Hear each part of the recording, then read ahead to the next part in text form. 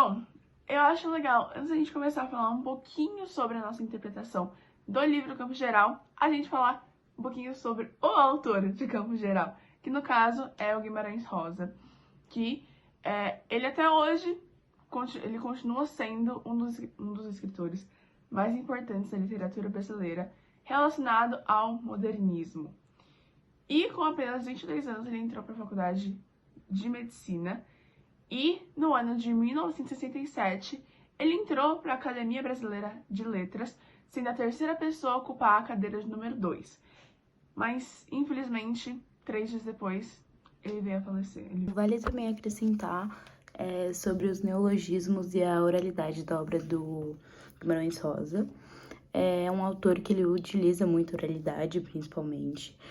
O neologismo no livro, a gente encontra acho que o melhor exemplo de neologismo no livro, assim, é a parte do pru-pru, que a gente leu em sala de aula, do pavão, onde ele inventa, né, uma palavra, primeiramente, o que é neologismo é essa invenção de palavras, pode ser misturada, pode não ser. Um outro exemplo de autor que faz isso é o Mia Couto. Então, esses neologismos são bem presentes na obra dele, mas uma coisa que, pra mim, é muito presente, que eu vejo muito, é a oralidade. E, principalmente nesse livro que a gente tá lendo, faz muito sentido, porque tudo que tá em volta encaixa essa oralidade. Então, o contexto que o Miguelinho que se passa o livro, então essa regionalidade, no caso, né, que é mais o interior de Minas, mas abrange tudo, a época, a região e etc. Ele consegue botar essa oralidade em prática. Oi, boa tarde! Então, hoje a gente tá aqui no nosso pod literário e a gente vai falar sobre uma obra de Guimarães Rosa, conhecida como Campo Geral. E quem vai estar introduzindo, né, falando um pouco sobre esse livro vai ser a Catherine Reben Viana, a Marina Mota Marini, eu, Vitória Teixeira, e mais nossas duas acompanhantes é Maria Vitória Solano e a Juliana Mendonça. Então, Posso dar a introdução? Pode? Bom, a gente vai começar falando das páginas 44 até 61. Porém, como a 44 começa no meio de alguma coisa, eu vou começar dando um contexto. Primeiro, o Miguelin, que é um dos protagonistas da história, ele estava com muita dor, então ele recebeu, nessas outras páginas, um remédio de pseudográcias. Só que essa dor não passou. Enquanto ele estava brincando com o Tomezinho e o Dito, ele percebeu que essa dor não passava e chegou à conclusão na cabeça dele que ele ia morrer, que essa dor era o fim dele. E enquanto ele fala disso, dessa decisão dele de que ia morrer, ele lembra de uma outra história, do pai de seu Soange, onde esse homem, por ter achado que sua vida estava completa, que já tinha feito tudo, subiu em cima de uma árvore para tentar ir até o céu. Só que ele caiu e a vovó Isidra, que é a avó de Miguelin, riu dele, e o Dito também veio perguntar o que era que estava acontecendo. Mas bom, quando o Miguelin lembra dessa história, ele volta falando com o Dito e com os outros meninos que estavam brincando, e fala que ele vai sair, daqui a pouco ele volta para voltar a brincar com os meninos. Nessa hora, ele vai para trás de uma árvore e se agacha e começa a pensar na vida dele, que ele tá percebendo que a vida dele vai entrar no fim, que ele acha muito que ele vai ter só poucos dias de vida, Sim. Que essa dor não passa. E enquanto ele tá agachado lá pensando, ele tem não um diálogo, mas na cabeça dele, ele supostamente tem uma conversa com Deus, onde Deus dá 3 dias pra ele, que se nesses 3 dias ele não morrer, ele não vai morrer dessa dor, mas nesses 3 dias ainda assim ele poderia morrer. Só que depois de raciocinar e pensar, nossa, mas é muito pouco tempo, e ele não ia aguentar, ele decide, não, vai ser 10 dias. E ele fala que Deus aprovava e é isso, ia ser 10 dias. Então ele voltou pro resto dos meninos e continuou a brincar. Sim. Então, agora retomando um pouco o que a Cat disse, né, a gente tá numa cena em que o Miguelinho ele está voltando pra brincar, né, lá com o Dito. E ele fica pensando na cabeça, né, dele, né, como ele tem um irmão que é parceiro, né, parceiro dele, um amigo dele, que brinca com ele, faz as coisas com ele, e isso acaba passando na cabeça dele essa imagem de reflexão sobre isso, né. Só que nessa que ele tá andando, assim, ele tá muito ainda com aquela ideia dos 10 dias na cabeça dele, né? Ele pensando, caramba, eu fiz um trato com Deus, eu tenho 10 dias até pra morrer. Ele tá muito frustrado. Então ele até começa, né, a sinalizar com o corpo, contar nos dedos. Tipo, ele conta, 1, 2, 3. Só que aí as pessoas que estão de fora, né, olharam aquilo e acharam meio estranho. Tanto que o vaqueiro Gé, né, ele até vai fazer uma brincadeira com ele, comenta, nossa, Miguelinho, você tá contando aí nos dedos o dia pro seu casamento e tal.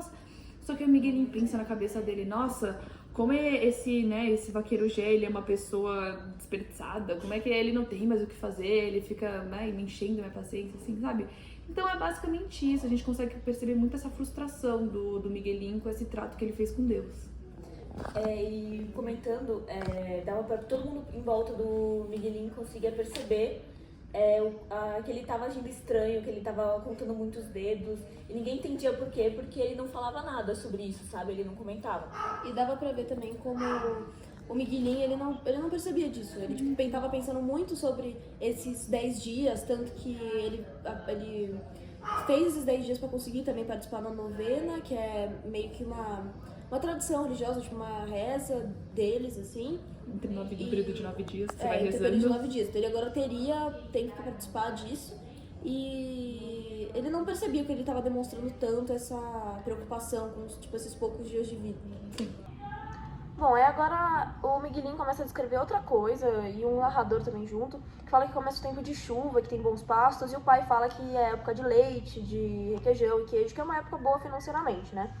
E também pra eles, que é bom de ter leite, requeijão e queijo. E Miguelinho dá um destaque pra um touro, um boi Fazia parte do gado. Do gado, que chama Rio Negro. E ele era um boi muito agressivo, que as pessoas tinham medo dele. Se eu não me engano, ele era o único boi do gado.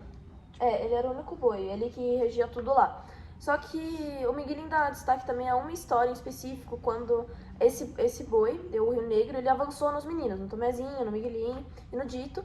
E todos os adultos que estavam vendo isso achavam que seria o fim dos meninos, porque era um boi muito agressivo, muito grande e que realmente veio investindo neles. Só que o cachorro do local, que era o Gigão, salvou os meninos, porque ele era um cachorro muito forte, era sério e bem comportado. E ele trombou no boi, e fez o boi ir embora. Ele tinha um certo controle sobre ele, sobre o boi. Ele rolou lá no chão com o boi. Sim.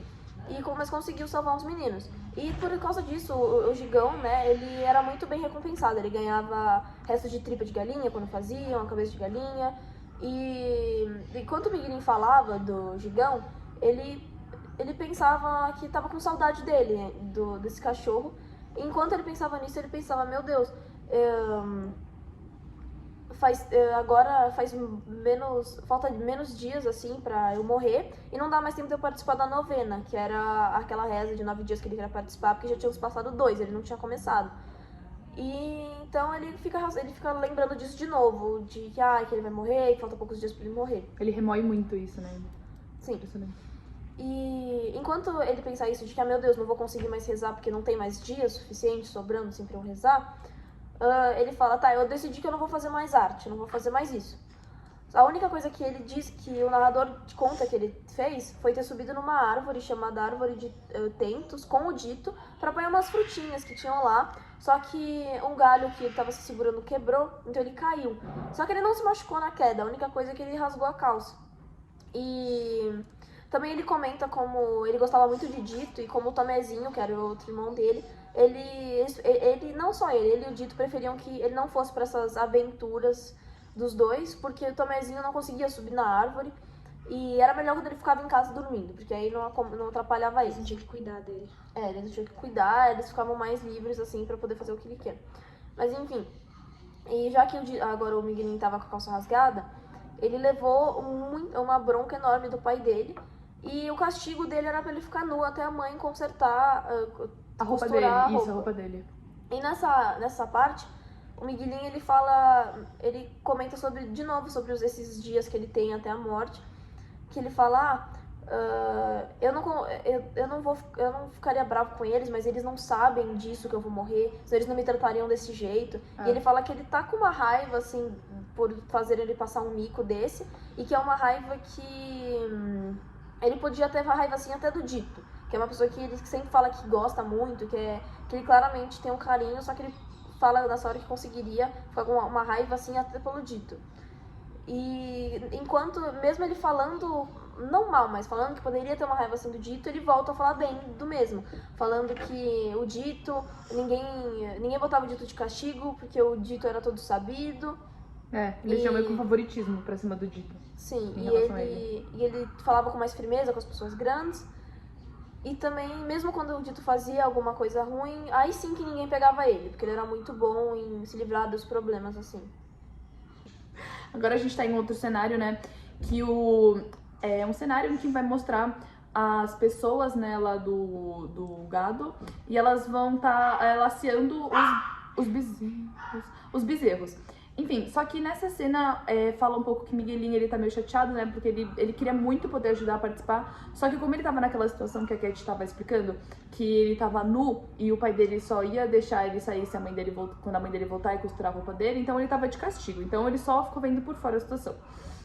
O vaqueiro Gé, ele era muito bom em lacear, assim, os bezerros, então ele sabia fazer direito. Só que nessa fazenda deles, né, tinham outros trabalhadores lá que não conseguiam fazer esse trabalho tão eficaz e acabava prejudicando muito o negócio deles, né? Então, muitas das vezes os bezerros, eles acabavam se estressando, né, do jeito que eles estavam laceando, eles acabavam pulando a cerca, que já não era de uma qualidade muito boa, que acabava rasgando a barriga deles, o que causava um prejuízo muito, muito grande pro pai do Miguelinho. Porque os bezerros acabavam morrendo. E aí eles acabavam perdendo, sabe, produto. Dinheiro. E dinheiro. E aí o pai ficava muito bravo com isso. Sim, então aí tanto que ele começa a descrever, né, a reação que o pai ficava quando eles contavam isso pra ele começava a chorar, ele ficava com muita raiva, porque eles eram uma família pobre, meio pobre, assim. Então, tipo, quando essas coisas aconteciam, prejudicava o negócio deles. Ele ficava triste também pela empatia pelos bois que morriam. Que ele se sensibilizava. Eu acho que quem se sensibilizava era o Miguelinho. O pai Não, sim, eu tô falando do Miguelinho. Tá, não, sim, o Miguelinho, né, tem O razão. pai não ligava. Tá bom. Aí, beleza, então ele começava a chorar porque ele pensava que o prejuízo que ia causar pra família deles, né? Aí, beleza. Aí, eles também estavam com vários problemas porque eles não tinham dinheiro pra retalhar a casa. Então você percebe, né, como a falta desses animais, a falta do dinheiro já vai contribuindo pra outros problemas que eles já passavam. Que é esse negócio da casa, né, que acabava agregando pra chuva, quando vinha chuvas e ventos, né? E eles também não tinham recursos para fazer boas cercas, né, para melhorar a qualidade dos animais, para não perder eles, porque eles eram muito pobres. Tá, aí também ele começa a falar que ele também não tem dinheiro para poder investir num boi melhor, né, porque o boi que eles tinham, o Rio Negro, não era um boi bom. Ele falava que, ele até fala aqui com palavras que ele é um touro do demônio, né, tipo, ele realmente não gosta muito dele, que ele não tem uma raça, então ele não é tão bom quanto outros. Aí ele começa a falar, né, que ele não conseguia solucionar esse problema com outro boi. Ele não conseguia solucionar esse problema com outro boi, né? Com o zebu ordinário, ele dá como exemplo, como o touro cancrejé. Aí ele fala que ele é de gado bravo, que ele é miúdo, ruineiteiro, de chifres grandes. Então agrega para muitos problemas uma situação que é esses animais morrendo na laceação que eles estavam fazendo errado. Tá, aí ele também falava que como eles eram pobres, eles iam morrer de fome, ele pensava que ele também não podia vender os filhos e filhas dele, né, porque... Não é ético, não é. Ele amava Eles não os tinham filhos. idade o suficiente também, além de, tipo... não que ele queria vender os filhos, mas era mais uma situação de desespero, uma assim. situação de desespero, de que ele queria sair dessa situação, ele não sabia como sair dessa situação. E eu acho que era isso. Aí também, no finzinho aqui do texto, o Miguelinho, ele passa a visão dele, né, que ele também queria muito poder ajudar, né, nessa laceação lá dos bezerros, poder ajudar mais no gado, ser um pouco mais eficaz. Só que ele tinha dois problemas, né? Um problema é que ele é muito menor, então ele precisava crescer mais pra saber mais como lidar com isso. E também, voltando lá dos 10 dias que ele tinha pra viver, Aí ele fala que daqui a 10 dias ele ia morrer, mas que ninguém sabia, então nem tinha como ele poder ajudar futuramente. Então, nessa parte do livro, eles mudam de assunto e começam a falar sobre uma árvore de pé de flor que se encontra atrás da casa. Que o seu Deu Graças tinha falado pra cortar, porque podia algum dia acontecer um acidente, de repente, e a árvore cair e acabar matando alguém da família.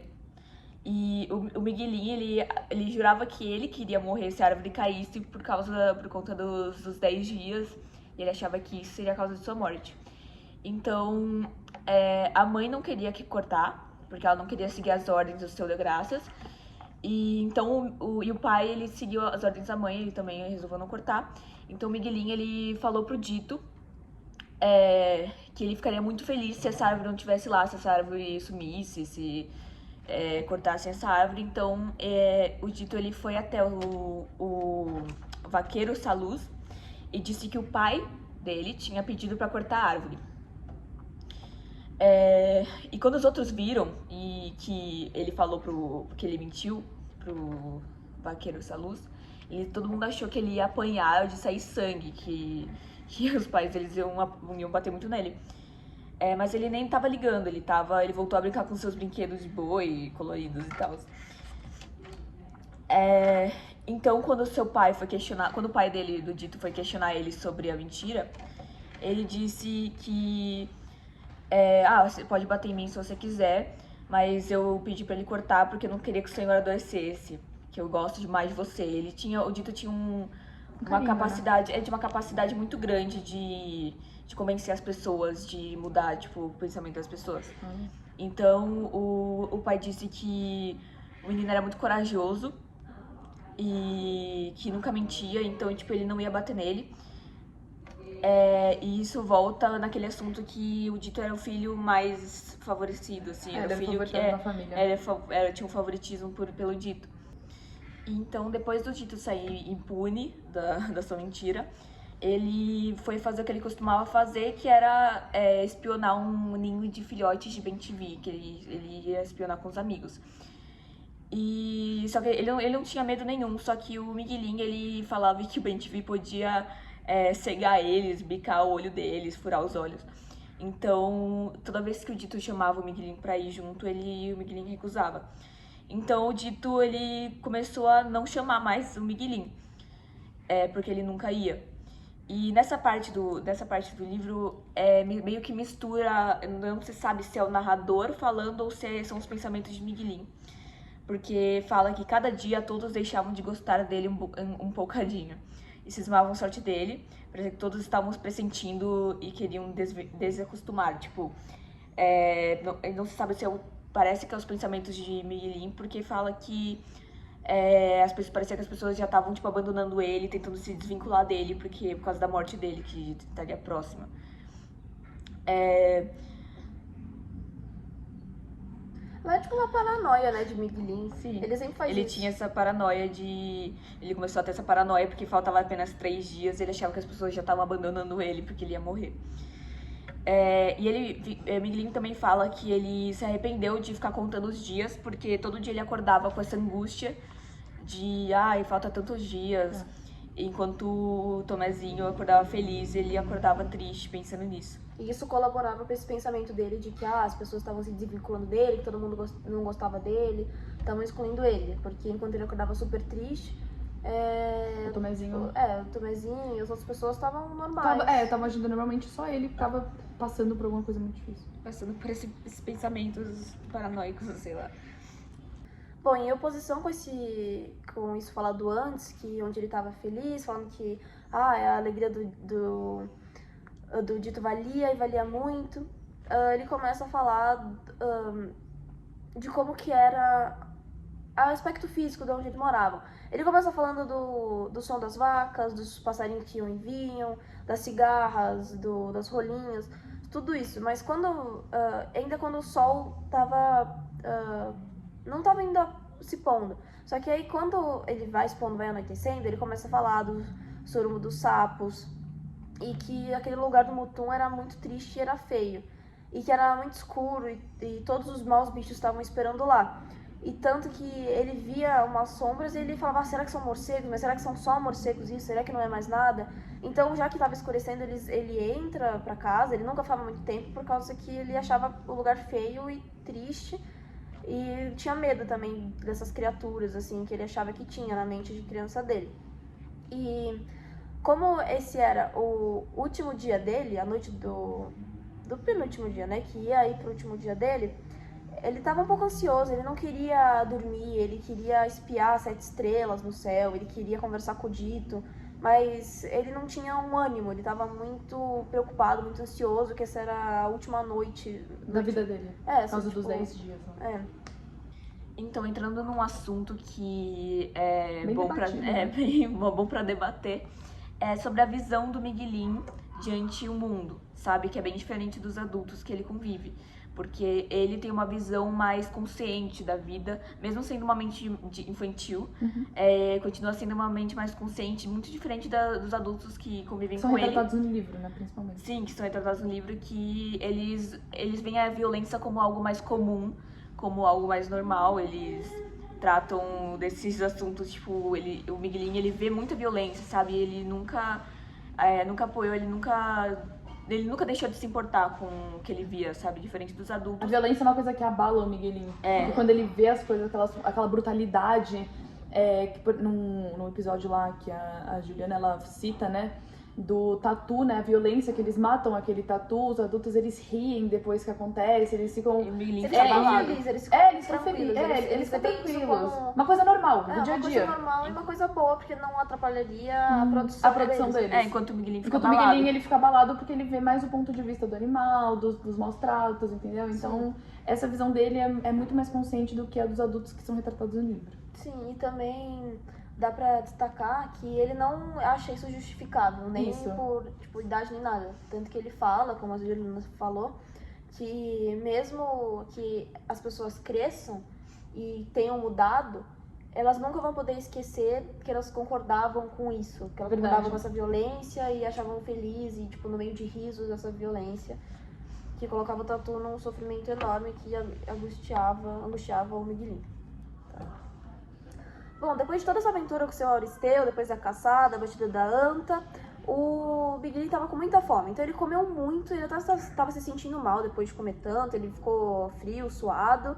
Mas ele já tava melhor, ele não tinha mais esse medo aí da morte, ele tava livre. E tanto que ele chegou pra Chica, né, sua irmãzinha, perguntou, Chica, você me ensina a dançar? E ela falou, não te ensino. Aí ele perguntou por quê. E ela falou que a Rosa, né, disse que Miguelinho não ia aprender. E aí entra uma parte de superstição no livro, onde a Rosa disse que ele nasceu dia de sexta com os pés no sábado. E quando ele está alegre por dentro, está triste por fora. Então ele não conseguiria dançar, a Rosa que disse isso, e ela acreditava isso, que é uma superstição.